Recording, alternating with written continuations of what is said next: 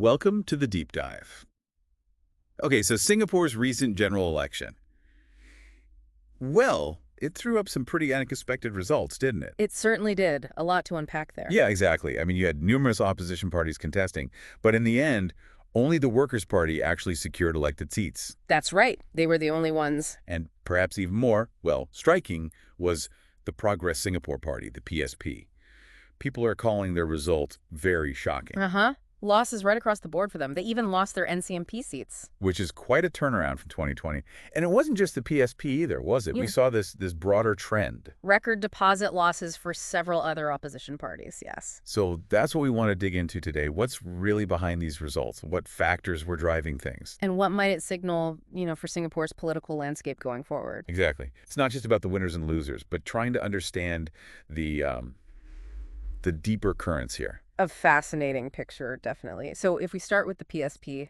Good idea. Their performance in West Coast Jurong West GRC. Wow. Yeah, that vote share drop was significant. They went from, 48.3% in 2020? Down to just under 40% this time. 39.99%, I think. That's a huge swing against them in just one cycle. Absolutely. And, analysts keep coming back to this idea of their reliance on Tan Cheng Bok's personal brand. Right, the founder's appeal. It clearly worked to an extent before. But maybe not enough this time. Or perhaps the message didn't quite land the same way. I mean, wasn't his appeal partly about being an established figure offering something different? That's a really good point. Personal brands can get you started, but maybe they need more than that to sustain momentum, especially if the party platform doesn't fully resonate. Which brings us to their policies, right? Exactly. They had quite a detailed manifesto. Lots of different proposals. Yeah, I remember seeing some of the headlines. Reversing the GST hike. A universal minimum wage. Exempting first-time flat buyers from land costs. That sounded like a big one. It was definitely attention-grabbing. And then things like nationalizing MediShield Life and CareShield Life, statutory retrenchment benefits. Oh, and the levy on employment pass holders, too. Right, so a pretty wide range of ideas. But the reaction was, mixed. How so? Well, some of these things likely appealed to certain voters, no doubt. But you also heard concerns that maybe they were too radical. Okay. Or fiscally unsustainable. Precisely. That's often the worry, isn't it? Especially in Singapore, where economic stability is, usually a top priority for voters. So proposing bold ideas might have backfired slightly if people worried about the economic impact, that classic opposition challenge. Exactly. Finding that balance between offering real alternatives and projecting economic responsibility, it's tough. Yeah, finding the problems is one thing, but proposing solutions that people actually trust, that's the hard part. Right. And some analysts did suggest that maybe the results showed a perceived lack of policy nous from the PSP. Or maybe just leaning towards eye-catching measures to get noticed. That was another interpretation, yes. Voters tend to look for practicality, for how things will actually work. And there was another point observers raised about the PSP, wasn't there? Something about leadership. Ah, yes. The frequent changes in the Secretary General role. That kind of instability can sometimes impact public perception and trust. Okay, so quite a few potential factors contributing to the PSP's results. Let's shift gears to the Workers' Party then. A very different story there. Indeed. They held on to their existing seats. And crucially, they got over 40% in all the new places they contested. The SDP also hit that mark in Semboang SMC, it's worth noting. True. It really does suggest that WP has managed to, grow its brand significantly, as some put it. They seem to have built a certain level of recognition and trust. Definitely. Although you also hear the counter-argument that maybe their progress is too slow. The idea that they needed to win another GRC to really cement their credibility. Exactly. That winning another GRC would have been a much stronger statement. Interesting. And their strategy this time, it felt quite defensive. That's the word used, yes. Focusing on consolidating their territories, their strongholds. And it seems they managed to withstand the swing that hit other opposition parties much harder. It appears so. That strategy seems to have paid off for them in that respect. And their social media campaign got quite a bit of positive attention too, didn't it? Yes, focusing on authentic and personal stories. Reports suggest that went down particularly well. Especially with younger voters, maybe. That seems to be the consensus, yeah. Younger demographics often rely more on social media and seem to respond well to that kind of authenticity and, a diversity of voices. Okay, so that brings us to the broader opposition scene. Right. and this idea of mosquito parties. Ah, yes. The smaller parties that, well, tend to only really appear around election time. Right. And there's a feeling, isn't there, that voters might be getting a bit fed up with that. It seems so, and that could directly link to those record deposit losses we mentioned earlier. Explain that connection again. Losing the deposit happens when? When a party or candidate fails to get more than 1/8, or 12.5%, of the valid votes in the constituency they contest. Right. So the thinking is voters are actively penalizing parties they don't see as being consistently engaged or having credible plans. That's the prevailing analysis, yes. A sort of punishment for perceived lack of sustained effort.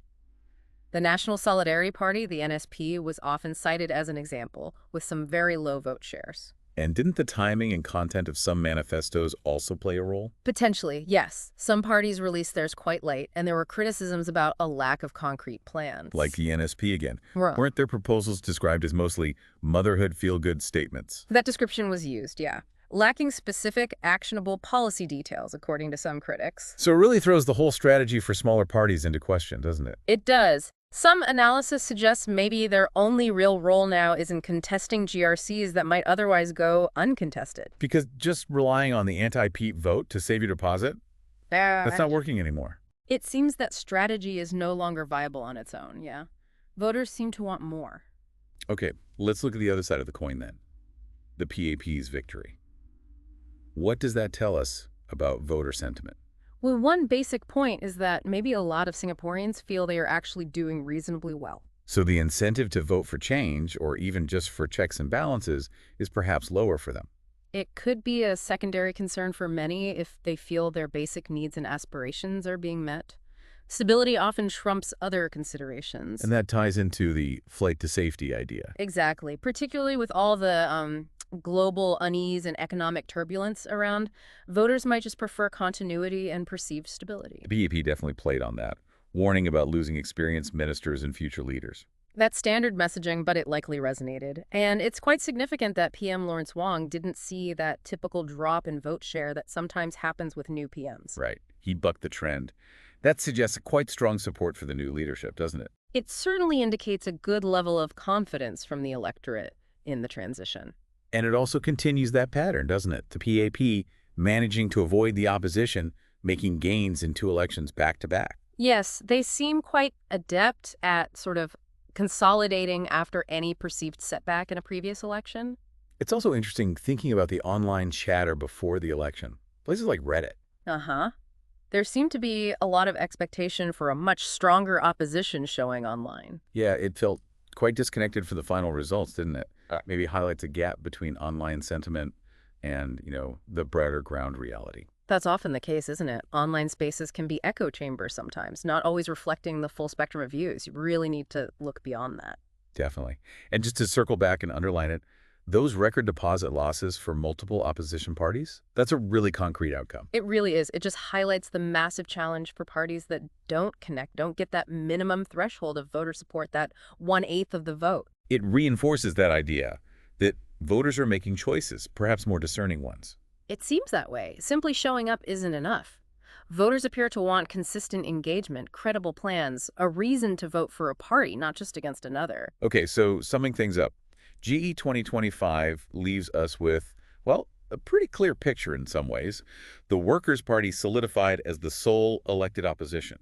Right. Well, the PSP faces some pretty big questions after a very tough election for them. And then there's this wider struggle for the smaller parties, highlighted starkly by all those lost deposits. Yeah, suggesting a real need for them to rethink their relevance and strategy. And the reasons seem to be this complex mix: branding, whether policies are seen as viable, consistent engagement. And that underlying sentiment around stability, trust in the incumbent, especially during uncertain times. It really sets up a crucial question for the future, doesn't it? For you, our listener, to think about. What does the opposition need to do differently to gain more ground next time? And what do these results tell us about what Singaporean voters really expect and prioritize now? It's a constantly evolving picture. Absolutely. Plenty to reflect on there about the dynamics at play and where Singapore's political landscape might be heading.